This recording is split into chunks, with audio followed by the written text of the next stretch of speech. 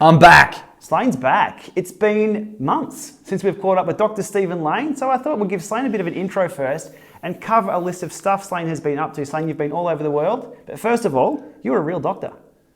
Well, one of the ones with a doctor of philosophy and not a medical something. Right, so you're a doctor of sports science? What's the title? Yeah, sports science was what I did in. Okay, yep. And we've raced and trained all over the world. Well, all over Victoria, New South Wales, South Australia, and Fiji. Fiji. That was the highlight of my life, that trip. That was a bit of fun. 2014, we did the tour of Fiji together. At the end of our, it was the end of the Masters Nationals, wasn't it, in Ballarat? Oh, man, it was that long ago, I can't remember. That was a bit of fun. Nice and warm, and I think one of the hardest, was it an 8K time trial or a 4K time trial around I just remember Pacific you swerved me Harbour. with a water bottle. Oh, that was one of the time trials. The short prologue time trial, which was stage 4, I think. Was it Pacific Harbour? Where the bad dog was, and we've got... Anyway, that golf course one. We have 1,000 stories to share. We should get around to sharing them one day. But anyway, I thought we'd catch up with Slane. You have been, I've got my whole list of topics here we're going to go through today. You have been in Europe for 8 weeks. Yep, missed winter in Australia, learnt I don't have to be here when it's cold. We don't want to be here when it's cold. So I went to France, then Italy, then Andorra, get some altitude, and then Spain. All right, we'll cover a lot of that. You've done very well at the recent Masters Nationals Road Championships over in South Australia. Finally won one. Here we go. Your new equipment and bikes, you love nice equipment. And I know you've got some new toys to play with, so we'll go through those. Your 3 Peaks training partnership with Bicycle Networks, that's on again for this year. Yep. And finally, what's coming up? Because I know you've got a few epic things coming up. So, it's all about Slane today. Start to finish, let's go. Your trip to Europe.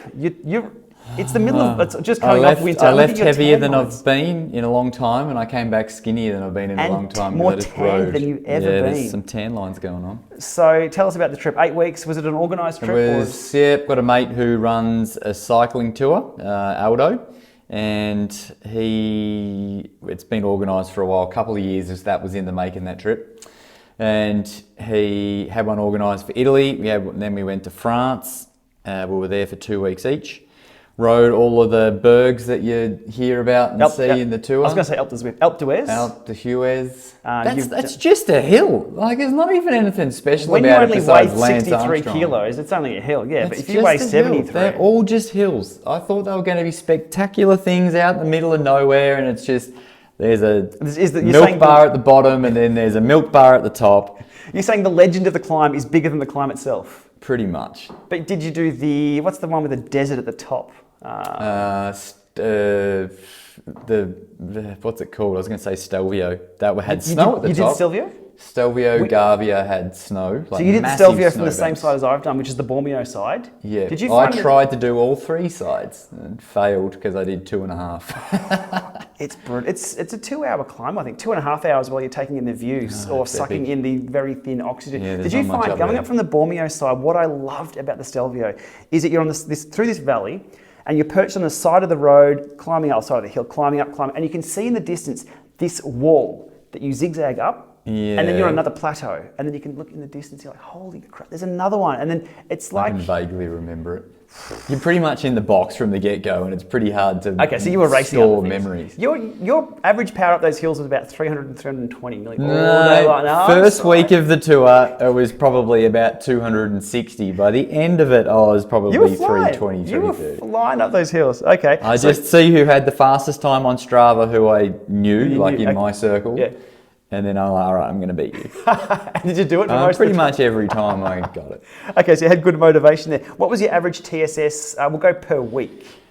Weekly TSS was somewhere between maybe 1,100, 1,500 TSS a week. Like a big ride. My biggest ride was probably 330 TSS, like 5 or 6 hours maybe. That sounds like my weekly TSS at the moment in one day. What's your average weekly TSS? I did 440 TSS last weekend on Saturday. How far was that though? 200k gravel ride. Yep.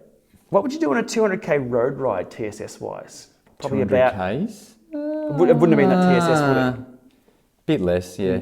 It's not as hilly. Maybe. So TSS, because you have a power meter on the bike, it calculates your effort. Well, that was actually heart rate TSS. Oh, But it was really? pretty steady, so usually they'd be... Throw that out the the window. What are you same. doing with heart rate TSS? If you've not got a power meter on this bike, Old mate's got lots of 172.5 mil power meters laying they're around. Shimano crates. Do you want your TSS to be be underestimated? We can help with that. better than heart rate, and heart's underestimating life. So around at the moment. 1,200 to 1,400 TSS a week over there for 6 to 8 weeks. So you came So I back. started, if you're familiar with CTL, I started at 60. CTL was middle of, like, start of winter. I wasn't riding much, and I got back and it was 145. Damn. And it's still at 145. Right, so that takes us into the Masters Road Nationals, which was 3 weeks later, 4 weeks later? Maybe a bit longer.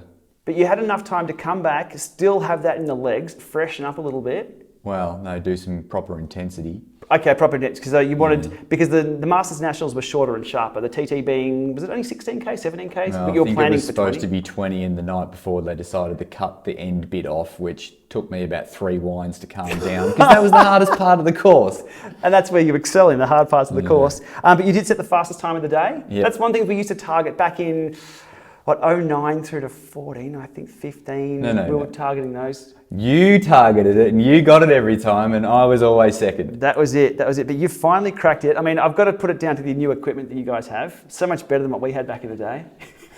But however, it's an even playing field. There's definitely regardless. some innovation going on these days. Ours was all about position. We had the best positions out of, I reckon, nearly anyone in Australia. Narrow as could be. And now everyone else is the same. And We got in early, like real estate. Get in early, make your gains. But still, Like hats off to you Bitcoin. though. So your average speed for that ride, for the TT? I think it was nearly 47.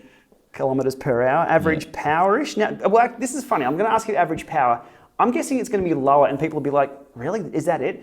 For my TT wins, over 20Ks, 25Ks, they were all about 360 to 365. When you're like, that's not a lot. But if you're as aero as an arrow, that's a lot. So your average power for the TT? 330, 340. 330, 340. I'm sure people viewing this are probably like, really? Is that it? But you've got to do that with your head on the front, like just crouched down in the most, I wouldn't say comfortable position. I'm comfy. It's like watching TV when you're just like this on the ground watching telly, and then you just drop your arms See, forward. unfortunately, the reason why I'm not That's the racing, because best I'm doing TT that, position. and there's like Oreos in front of me, and there's chips, and there's biscuits and stuff. A good TT position doesn't have to be uncomfortable. Just has to be fast. So you've done well in the time trial, absolutely obliterated the field. You got now you don't get the jersey for the one win, it's over 3 races, because the Masters Nationals here in Australia is road, time trial first, road, then Criterium, and it's points based on all of those. So you got the first in the TT, fastest time of the day, which gives you enough points to go into the, well, you don't do anything with the points from that, do you? You just accumulate them over the 3 races. Yeah. In the road race, you were targeting that, and once you've won, did you go into the road race like I did? It's like, well, I've won the TT. Yeah, I was pretty much, I'm pretty sure at some point in the race when they were letting guys ride off front, I was like, guys, I don't care, I won yesterday, if you want to let them go, they can. That's the best part about the time trial being first in the Masters Series, because if you win that and that's your target race, everything else is just jam. I had that. But then you just get them into a false sense of security. Then you whack them and get across to those guys, and then you win, which is what you did. So first, I actually dropped them on the descent, and I've never done that before in my life. Which must have been all those bergs in Europe. Well, if you're descending hills for quite a bit, you've got your mojo in stick for that. So first in the road race, first in the time trial, that's enough to wrap up the stripes. So you get the Masters, you get Champion of Champions, which you do get the jersey for. And by the way, Cycling Australia, you still owe me a time trial medal, because they gave me one and then they ran out and took it back off me. So you're getting a phone call. You got a ceremonial medal. I've been waiting for that medal for like years. All right, if you don't get one, I'll get you a little chocolate one for Christmas that you can hang around. It'll probably melt because Christmas here is pretty bloody hot. And then you went over to the crit. Now, my record was first in the first in the time trial, first in the crit, but only second in the road race, because I got away with Tommy Leaper, and we're like, Tommy, I'll work with you all day. Tommy's a monster. So you got me on the end there. In the crit, so you got first and second. I think we're on par then. So in the crit, how'd that go? It was just a horrid wet day, and in Adelaide, they randomly and it was only short. It was like 35 minutes or something, and it was like nearly a hot dog course. The corners were like so wet and slippery. So after you've targeted the TT, which is a consistent effort, mostly depending on the course, and the road race, which is a longer effort with a lot of hill climbs, then you're into a crit, which is a completely, well, physiologically, is crit a different beast? Or can you adapt what you've used for other training into the crit? No, it's not that hard. I don't know how it worked out. I think I just got lucky, to be honest. At the end, they let one guy get away, and he had like half a lap on us, and everyone's trying to go. I was like, no one's going away. They keep chasing each other down. Yep. And I kind of just timed one little acceleration right and got a gap and put my head down. The next thing they said 1 lap to go and Done. that was it. So. Sweet. Do you think the training over in Europe helped? Did you feel that in the legs? When Yeah. when you were really, really hurting in the box? I can say and you now, were sucking the I oxygen turned 40 in 2 months. 40. You're already 40, but And I'm there. getting old. I'm over the hill. But I am the fittest now than I've ever been. Wow. Physiologically. I've got to say, the numbers numbers-wise. Slane's putting out now, I'm happy I'm not racing against him. Had you covered in most things, so you got me in a couple of sprints there. Ballyanang, you bugger. Yeah, let loose. Though that race you got me in though, Slane initiated the attack out of the blue. We had an agreement, we'll race later on, we'll whack them later on. Slane whacks them early. I had to get across at 700 watts for way too long. I was toast. Slane kept riding. And then I thought I had you covered in the final sprint when we made it to the line. You got me. I let it out. Actually, we had to stop that race a little bit. About a kilometre out, there was a lot of glass. The glass on the road. Like neutral. We're not going to battle each other. No. And then we're like, okay, we're on. And then we raced each other. Again, we've got 1,000 stories to tell, but we all remember the. So everyone thinks, I think I can't sprint, but you'd be surprised if you practice it just a little bit. That's all you need. And your Llama lab test has lots of sprints, so you probably. That's what I found over in Perth. I was doing green jersey sprints on Zwift back in 2015. Green jersey sprints all day long on Zwift, riding around Watopia, and then we went out on the weekend. It was a handicap around York of about 70 Ks or so. Coming to the line, 5 guys. I'm like, I've got no sprint. I haven't been practicing my sprint. I'm just going to whack them anyway. Bang, whack them, held them off. I'm like, how the hell did I... The green jersey sprint stuff on Zwift. I'm looking at your Zwift stations. Being able to sprint is being able to be patient and not go too early. That's a sprint. It's a craft that if you haven't got that, if you're not a pure sprinter, you've got to think about it a hell of a lot more. For me, it was getting a breakaway, thin the numbers out. By thinning the numbers out, get rid of the sprinters, and then sprint the other guys who can't also sprint. If you can do it a little better, that's all you need. Rock and roll. So, did well over the Nationals, so you now own some stripes. You can actually have a little pipe stripes. Check it out. You Hang on, you can't see it. I actually got them made up from the bikes. A lot of people say, look, it kind of sucks. That's all, in my cycling career, that's all I wanted. I targeted the TT only for many. I did the TT and either didn't do the road race or... Did I do the road race and not worry about it? I'm not sure, but it was all about the time trial. When the Nationals were in Ballarat, we knew that course back to front. We were out there training our arse off. Von also trained for that and won her Masters 1 women's time trial. I had a flat tyre in that one, didn't I? Still did well though. I've got a couple of pictures. It was scary how unaero I was. That's why I got you. But all I wanted was those stripes to say that you've got, because they can't be taken away. And if you do it clean and you do it legit, you can wear those stripes proudly. So yeah, awesome. I'm really proud to see you get those because I took them off you. I didn't take them off you. I stopped you from getting them for many years. I've come second at Masters Nationals 6 times and I finally won one. Because when I stepped away, Andy Gray came in, didn't he? And started taking Andy Gray, James Ogilvy, Brett Stiesel, everyone. You're also the best man at my wedding, but you could have been the bridesmaid. Yeah. But you were the best man.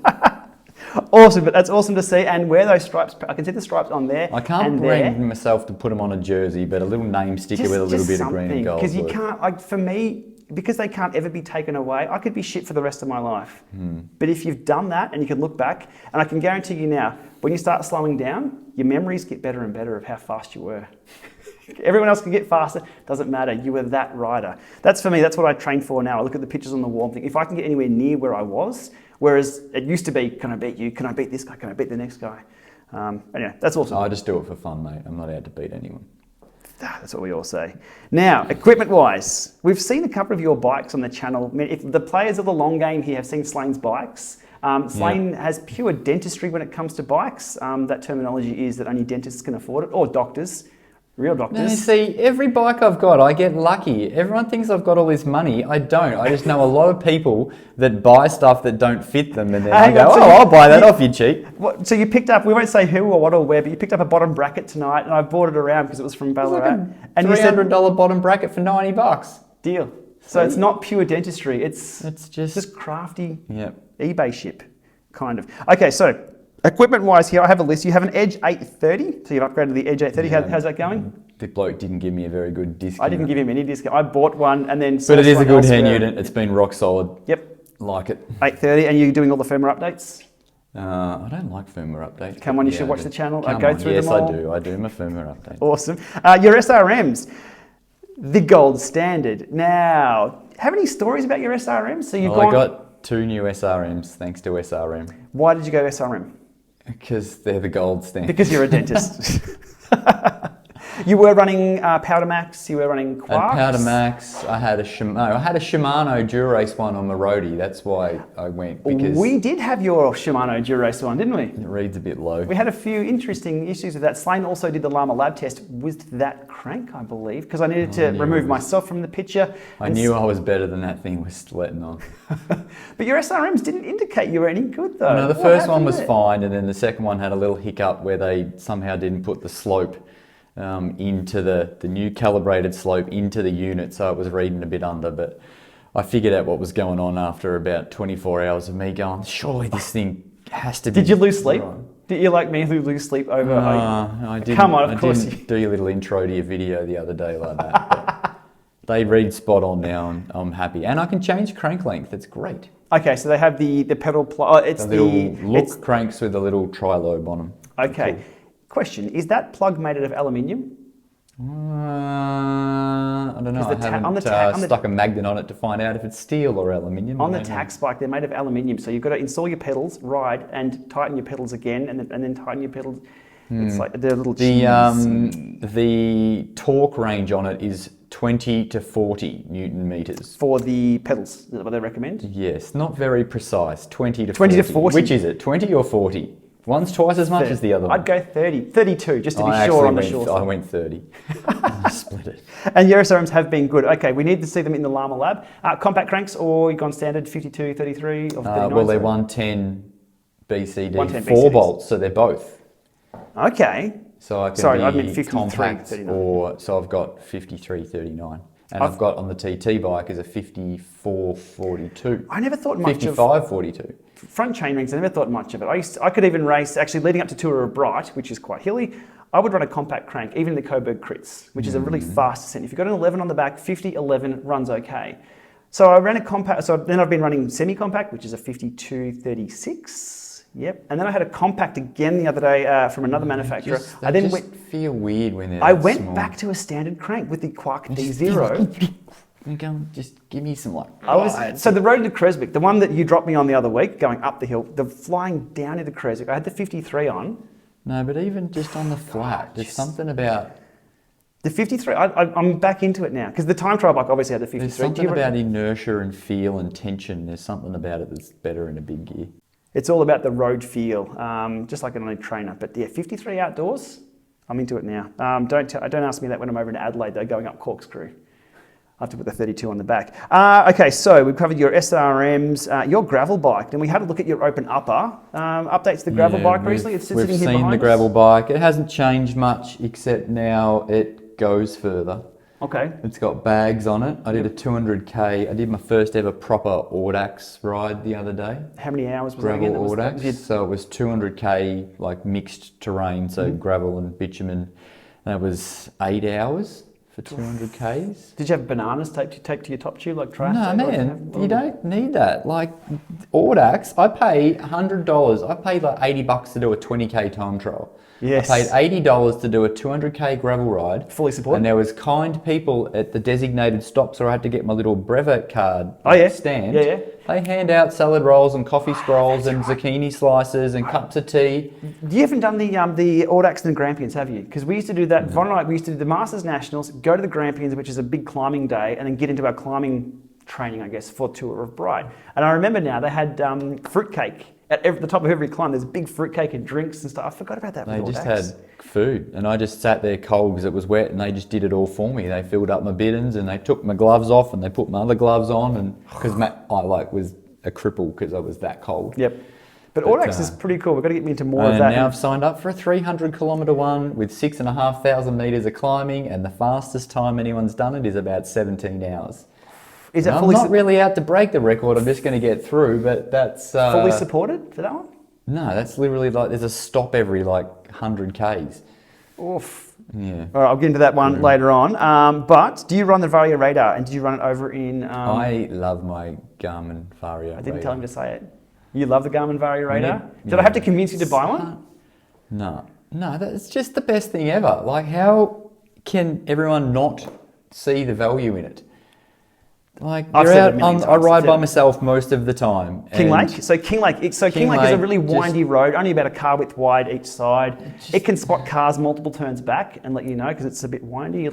Yeah, it's just like you know it's coming before it's on you, and that's all I need to know. I can't do anything about it if they want to brush up against me, but That's one thing people do bring up. To keep out of their way. They say that it's not going to stop cars from running into me. Of course they're not, but it's going to let you know that you can stop me from not knowing dodging a they're pothole there. or something like that. What I've used out in Ballarat, which is long, straight, not very windy roads, it'll beep for me. I'll turn around so the car knows that I'm there, and if you've seen the car step out, I give them a wave. Like, thanks. Yeah, if you can if they know that you've seen them, there's more safety to it. I think most of the time on the road, even when I'm driving, I'm like, oh shit, bike rider. I don't want to go anywhere near the bike rider. I don't want to scare them at all. So if they turn around and see me, if I saw a bike rider wave and like I'm giving them room, you can kind of give them a little glance going like, mate, you're not going to do anything stupid, are you? Just wait until we're around this corner before you decide to go around me. Yep. And if you do, I'll give you a little wave and a thumbs up. Yep. What I've noticed that happens usually is if I see a car step out, I give them a wave, even if they've gone past, and then maybe they're not even looking in the rear vision mirror, but then the car following them will see that I've acknowledged them and given them a bit of room out in the road. And it's not as bad as what people say it is. But yeah, Vario Radar helps you out in that respect as well. Yep. Cool. Good to hear you're a fan of that. More Vario Radars for everyone. Over to Three Peaks. You have partnered with Bicycle Networks again this year to provide training for Three Peaks. Give us a bit quick background on Three Peaks. That's a 200... So Three Peaks, so it's called Bicycle Network Falls Creek Peaks Challenge. Yep, which and is a 235 kilometre ride through the Australian Alps, essentially. So that's down... Starts at the top of Falls, goes down Falls, up to Wonga, doesn't go into Bright, but it goes around, Germantown, up Hotham, around the back, Dinner Plain, Mount Hotham, if anybody's ridden Mount Hotham, you'll know it. That 30k sign, every time. You come around, like you go out of Harriettville, you go up the 8%, you come around a corner, and it says 30k's to go. And that's the top of the climb. Brutal. That's only halfway. I just look for the Meg sign. That's okay, so over Hotham, Omeo. Dinner Plain, Omeo, Anglers Rest. And then WTF Corner. Well, the corner's not the problem. It's what's past the corner. What's past the corner? More hill. Stupidly steep hill for a long time. But yep, so last year I was a ride leader, so an 8-hour ride leader. So we pace get them to finish in 8 hours if they can hang on. And then I made programs. So last year we had heaps of people get on the HPTek programs, and it was great to see so many people finished it. They were through Training Peaks? Yep, so there's PDFs up on the Bicycle Network website if you just want a simple version to stick on the fridge. But me being me, and I make all my programs in Training Peaks anyway, I just put them up on the Training Peaks store, and heaps of people got onto those. I did the same thing this year, but spent forever making smart ergo sessions for all of those Training Peaks ones, because everyone was saying, can you make smart trainer ergo sessions? They are difficult. You've got to go into every single section and put in this. Okay, so this year the value is... Training Peaks is probably worse than Zwift and stuff, because you can't do ramps. You've got to make like little 1-minute blocks to get it to sort of ramp up for a warm up, and it's... But they're all done. How many programs are in there? Well, there's three different versions of it. There's a low, intermediate, and high volume program. Right. Depending upon how much you can ride each week. And how many what? How many specific program or specific workouts are in them? Probably 4 or 5 a week. There's 16 weeks, and there's pretty much, besides the Rico rides and the day offs, they're pretty much all smart ergo. And they can be downloaded to obviously your trainer. Or the training software that you use, or your head units. You can stick them into Training Peaks, and then it's, if you're paired up with Zwift, amazingly, I think you taught me, you go into Zwift and you go down the bottom and bang, there it is ready to go for that day. Or your head units, so you can pull it down to your download bolts, or your however many edge formats there are. Yep. Cool, and you can do that out on the road now as well, so you've got Garmin integration with edge units. How do people do it on the road? I don't understand that. I've always used road. Road is sim mode for me. It's up, if you find a hill, you just go up and down. How people can follow a workout when they're outside. It's easy in Ballarat, there's no stoplights. It's got to be... There's no corner, it's just a straight road. Just use the lap button and do the math. Yep. But I guess it gives you an indication of how many you need to do. I lose count. After 5 intervals, I can't count past 5. So I just do 2 20s. Cool. Well, links down below for the Training Peaks plans and that. There's also a PDF version they can pull down for free. Yep, it's on the Bicycle Network website. Yep, rock and roll. And finally, what's coming up? given you've done all this epic rides over in Europe, you've done all this kick-ass work over at the championships. Now we're leading into Tour of Bright. Tour of Bright's coming up in a couple of weeks. Yep. That's always my favourite one of the year. Changed course. Yep, so no Hotham, as we were just talking about. No, Now it goes so- up Buffalo. Yes, the Wandy Time Trial. Legend, the Wandy Time. Well, it used to be Wandy, then it went to Porpunka, and now it's on Buckland Valley. We used to have to go up to the tip. And they back. actually finally just put the course out yesterday. Thank you, Alpine Cycling. That's pretty close. But the Wandy, so the Wandy Wollongong Time Trial course, we used to target that every year as This part of one's the tour. like the Wandy, it turns on a bridge. But does it have that hill at the start where everyone drops their chain? Well, there would be one if they started it a little bit back, but they missed the hill. Damn. But always a fast time trial. I think the times there last year. So who's done Tour of Bright? Richie Port has done Tour of Bright. I think if you go back through the list of riders, it's pretty prestigious. But the Masters don't do the Bogong addition to stage 2 now, I think. Yeah, just the A-grade elite guys do 140 Ks and go up to Bogong, down, then up to Wonga, and everyone else just goes I'm up so to glad Wonga. that we just hung a right there, and every single year. But that was on. As soon as we hit that right turn up to Wonga, 20 minutes of absolute hell at the end of 90 Ks. And they took the drink station away from us because some people discarded their water bottles a couple of years before, and then we've been punished ever since. So it was good. It was a great. So they had a water station at the bottom of Toowoonga Gap. Do you remember this? The first couple of years we did it, people would grab a water, and those who didn't grab a water, It was the stupidest spot for a damn drink stop. That's it got a bit busy. But It was about to hit the last climb. We'd ridden 100 Ks, and then it goes up the climb, and they're doing in water the bottles. climb, yeah, people would grab a water bottle and drink, and then you'd pass it to even your rival. You'd pass it on. You wouldn't actually, because normally you just Or throw it away. off the edge. Yeah, well, that's probably what people got That's in trouble for. I apparently still why remember some- like grabbing drinks and you had, like seeing people pass them around. Like that's awesome, and then you went and smashed it up the climb. God, I remember Tolhurst attacking at 3K to go on the 3K to go on the dot, but we knew it Had a because better you memory never than I attack do. on the road markers. That's a guarantee. Anyway, so you got Tour of Bright coming up, which is the Buckland Valley time trial, the Rose White Gap stage, and Buffalo. Buffalo. They haven't been Buffalo for 12 years, I think, last time we saw Buffalo, where I know Jay Philpotts rode up Buffalo in the big ring. Apparently Jay Philpotts is back again. I've Back raced racing. Jay Philpotts a couple of times There in we the go. last few races. He did it in the big ring. You got to the top and went, no, I did that in the big ring. That was easy. That was one of the... I think there'll be, the Strava column will be broken going up in a Oof. bunchy. Who The has only it? other race it's ever gone up it is really like the juniors race up there for under 17 17s, I nationals think. or Yeah, something. yeah. Okay, and then after Tour of Bright, the gravel race, the gravel ride. that you 300k mentioned before. gravel ride. Whereabouts I'll is make that the from? most. It starts way out Gippsland somewhere and goes up to Jamison, which is out sort of near Mansfield. There's a 30-something kilometre gravel climb. Oof. That's 6,500 metres of vert total. That'd be near... I don't know. I'm just starting to soak in now that I've signed up for that. That But, makes Bright look I'm a pretty little pumped, smaller though. on the scale though. So Bright just- usually used to be... Now if you're doing 300k. You just get into this. The 200k one, I was literally just in the box. All 20 day. Ks to go. You're not going hard. You just get in this little mindset of meditation when you're just going, and I just want to be there all the time. It was great. All right, we'll keep track of your Strava Then rides there's for elite nationals. I'll do the TT and the road race this year. Hello, up in Ballarat. Do you need a bed to stay in? We've got some beds. Can I? That'd be Yep, great. Done, locked in. New course for the time trial this year on this TT Oh, we rig. probably can't see it. I'll get some Oh, B-roll mate, footage. show them this TT rig. I'll get some B-roll They can all footage. give me crap for having something that only Team Sky can It's afford. putting out 200 watts just sitting there, and it's not a motor. It is that fast. Doesn't It's it cutting save through you this 200 still watts? air. It looks It's absolutely beautiful. brilliant. It's the Batmobile. All right, so that's coming out, and then we're over to Tour Down Under. Are you coming over? Yep, TDU. Actually, before TDU, I have the Vets National Champs. In Adelaide? Yep, Damn. there you go. You come back. I gotta lose some weight.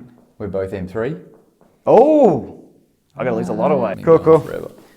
All right, so we had to reset the camera. We sat down for 10 minutes to do a quick chat. We hit 30 minutes, so Because you just relive old stories all the time. I don't have any new stories to Yeah, read I about. know. It's just same old stories. We are getting old because I just listen to the same stories over and over again. I love reliving the past. That's where we all should live.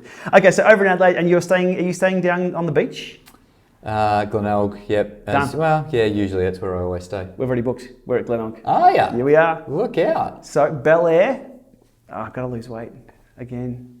I like the Bel Air No climb. city this year. No, the city's nice and warm, but we needed a place. We're staying with DC Rainmaker, and his young little one's coming over. Who's only just a I'm little- staying away from you lot with kids. It's a babyville. We're having baby parties. Slane, you should get yourself a baby. Yep, it's called bike. I'm going to cut that part. Alrighty, we'll wrap it up there before I talk Slane into having a baby. You've got enough things to look after here. Rightio, links below to Slane's, first of all, Slane's Strava. You do epic Ks, always good to keep track of what Slane's up to, and I'm keen to see your training with this gravel ride coming up. We'll also keep track of you at Tour Down Under, or first of all, the Tour of Bright, 300k ride, etc. It's always good. There's some pretty cool stuff coming up. Yep, so we'll keep track of Slane there. Also the Bicycle Network stuff as well. So you can look at the paid for or the freebie things. Again, links below to that. And your YouTube videos, which talk through those programs. I'm a YouTuber since I saw you last. Yeah. I have 1,000 subscribers. Hey, he's got how many have you got? 95. If every one of you subscribe, I can have as many as him. Yeah. But not 95,000 people don't watch my videos. Yeah, it's this really weird ratio thing. Anyway, subscribe to Slane as well. Links below. Slane, thanks for coming along to my rambling over talk of what you say. Coming along. This is my house. Excellent. Thanks for having me. I'm staying the night. I've got a gravel ride tomorrow. All right. See you later. See ya.